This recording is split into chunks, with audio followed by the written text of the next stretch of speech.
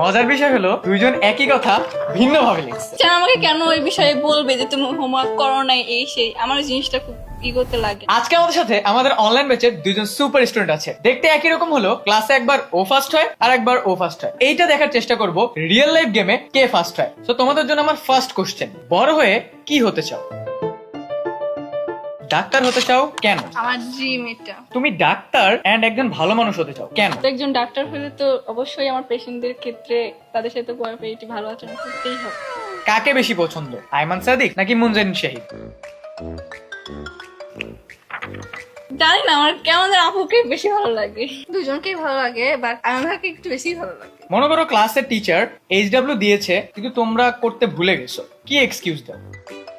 একজন লিখেছে HW না করে স্কুলে যায় না, আর একজন লিখেছে HW সবসময় করি। সবসময় হোমওয়ার্ক। 10 মিনিট স্কুলের এত টিচারদের মধ্য থেকে সবচেয়ে পছন্দের টিচারকে?